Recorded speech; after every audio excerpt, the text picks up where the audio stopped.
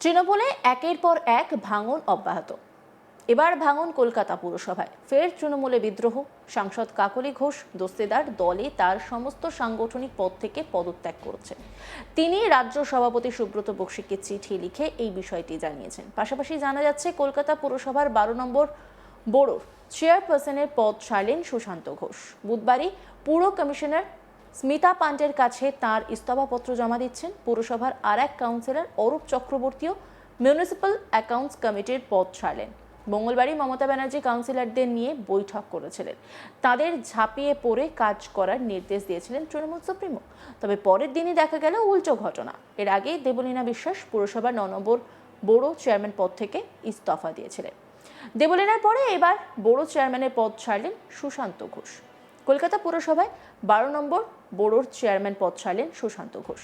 Councillor থাকলেও board chairman পদ থেকে পদত্যাগ করেছেন সুশান্ত ঘোষ। সাংবাদিকদের মুখোমুখি হয়ে দলের বিরুদ্ধে একরাশ ক্ষোভ উগরে দিয়েছেন তিনি।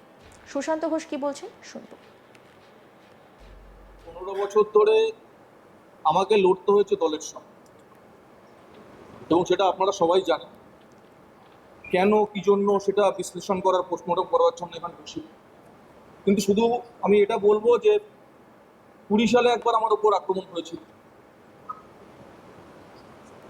24 সালের 15ই ডিসেম্বর নভেম্বর আরেকবার আক্রমণ হয়েছিল। এবং এটা অবাক একটা ব্যাপার যে আমার গভর্নমেন্ট, আমি দলের একটা যাই হোক পদাধিকারী আছি, বড় চেয়ারম্যান আছি, কিন্তু কোথাও গিয়ে আমার মনে হয়েছিল যে তদন্তটা ঠিকঠাক করে হয়নি। এবং তৎকালীন পুলিশ আধিকারিকরা যে তথ্য সামনে খাড়া করেছিল যে প্রধান যে অভিযুক্ত সে দুবাইয়ে পালিয়ে গিয়েছে, তাকে ধরতে পারলেই সমস্ত ব্যাপারটা সামনে আসে। ঘটনাচক্রে সেই দুষ্কৃতী ধরাও পড়ে, কিন্তু অদ্ভুতভাবে যে 7 জন ধরা পড়েছিল, একমাত্র প্রধান অভিযুক্তরই জামিনটা হয়ে যায়, বেল হয়ে যায়।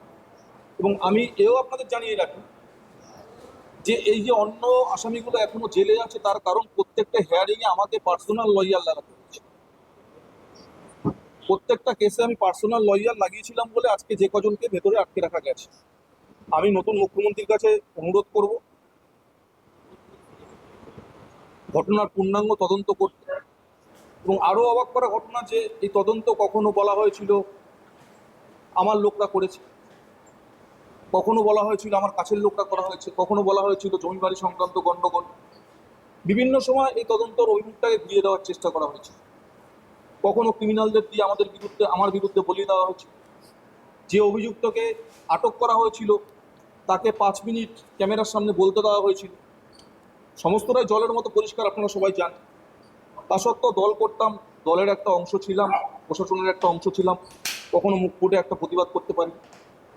কিন্তু আজকে আমি নতুন মুখ্যমন্ত্রী এসছেন, তার কাছে অনুরোধ করব প্রকৃত তদন্ত করে যদি প্রকৃত দোষীকে খুঁজে পাওয়া যায় তাহলে তার কাছে আমি কৃতজ্ঞ থাকবো। কারণ এটা আমার পক্ষে জানা অত্যন্ত জরুরি যে যে ঘটনাটা ঘটেছিল সেটা আমার মশারির ভেতরই হয়েছিল না বাড়ির ঘরের বাইরে হয়েছিল, এটা জানাটা আমার খুব জরুরি।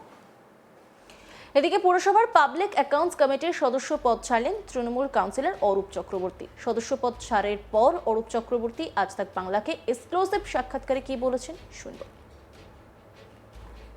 দেখুন, মমতাদি বলেছেন মমতাদির মূল্যায়ন করার ধৃষ্টতা আমার নেই।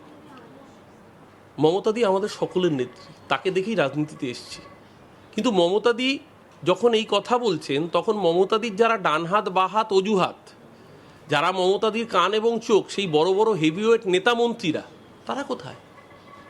অঞ্চল ছেড়ে ভাগলবা।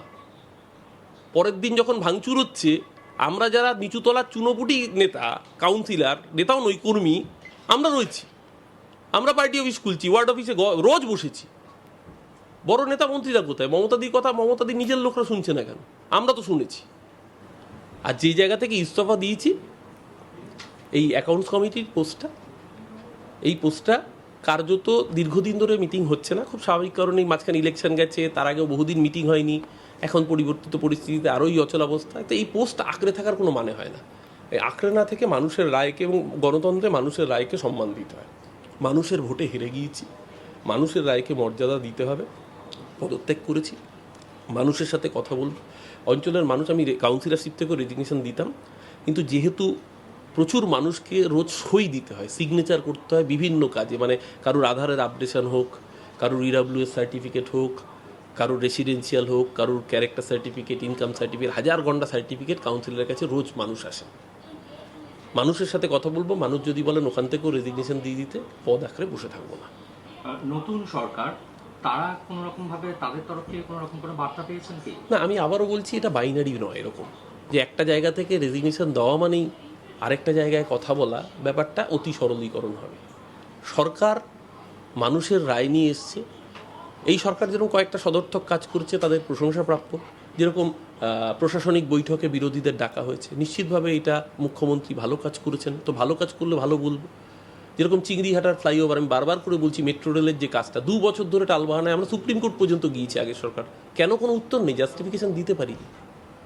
আমি মুখপাত্র হিসাবে হয়তো ডিফেন্ড করেছি, কিন্তু আমার কাছে যুক্তি ক্লিয়ার ছিল না। 5 দিনে সেই কাজটা হয়ে গেছে, তাহলে কেন আটকে রাখা হয়েছিল? সেই রকম ভালো কাজ করলে যেরকম ভালো বলবো, তেমনি গরিব হকারের পেটে লাথি মারার মতো কাজকেও গঠনমূলক বিরোধিতার জায়গা থেকে নিশ্চয়ই সমালোচনা করব।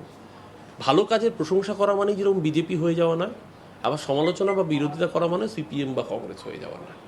সেই জায়গায় দাঁড়িয়ে আজকে আমার মন্তব্য শুনে আপনার যদি মনে হয় যে আমি বিরোধী দলের পক্ষ, মানে আমাদের যারা বিরোধী দল তাদের পক্ষের কথা বলছি, তাই সূর্য যদি পূর্ব দিকে ওঠে, আমি যদি বলি সূর্য পূর্ব দিকে উঠছে, বিজেপির একটা নেতা বলবে সে কি সূর্য পশ্চিম দিকে ওঠে, সেও তো বলবে সূর্য পূর্ব দিকেই ওঠে। তার মানে কি আমি বিজেপি হয়ে গেলাম, না সে তৃণমূল হয়ে গেল? এই অতি সরলীকরণের দোষে দুষ্ট না হওয়াই ভালো। দেবলীনার পরে এবার বোর্ড চেয়ারম্যানের পদ ছাড়লেন সুশান্ত ঘোষ। কলকাতা পুরসভার 12 নম্বর বোর্ড চেয়ারম্যান পদ ছাড়লেন তিনি। কাউন্সিলর থাকলেও বোর্ড চেয়ারম্যান পদ থেকে পদত্যাগ করেছেন তিনি। সাংবাদিকদের মুখোমুখি হয়ে দলের বিরুদ্ধে একরাশ ক্ষোভ উগরে দিয়েছেন। কি বলেছেন তিনি, শুনবো। এই 15 বছর ধরে আমাকে লড়তে হয়েছে দলের সঙ্গে, এবং সেটা আপনারা সবাই জানেন। কেন, কি জন্য, সেটা বিশ্লেষণ করার, পোস্টমর্টম করার জন্য এখানে বসি। কিন্তু শুধু আমি এটা বলবো যে 20 সালে একবার আমার উপর আক্রমণ হয়েছিল, 24 সালের 15ই ডিসেম্বর, নভেম্বর আরেকবার আক্রমণ হয়েছিল।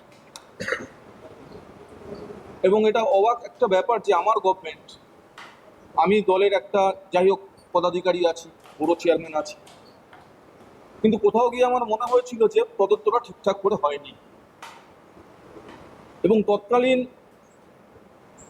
পুলিশ আধিকারিকরা যে তথ্য সামনে খাড়া করেছিল যে প্রধান যে অভিযুক্ত সে দুবাইয়ে পালিয়ে গিয়েছে, তাকে ধরতে পারলেই সমস্ত ব্যাপারটা সামনে আসবে। ঘটনাচক্রে সেই দুষ্কৃতী ধরাও পড়ে। অন্যান্য খবরে আপডেটের জন্য অবশ্যই নজর রাখুন আজ তাক বাংলার ইউটিউব স্ট্রিমিংয়ে। লাইক, কমেন্ট, শেয়ার এবং সাবস্ক্রাইব করতে ভুলবেন না।